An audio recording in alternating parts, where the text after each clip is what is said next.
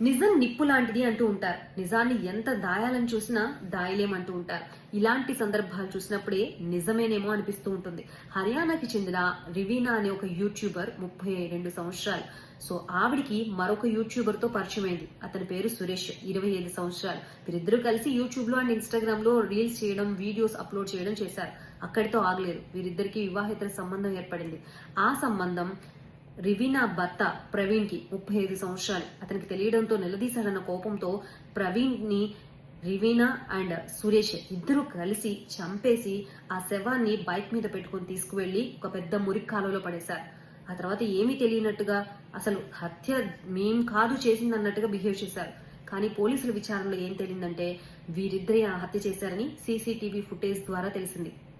So ఆ తర్వాత పోలీసుల విచారణలో వారిద్దరే నేరం ఒప్పుకున్నారట, మేమే చంపామని చెప్పి.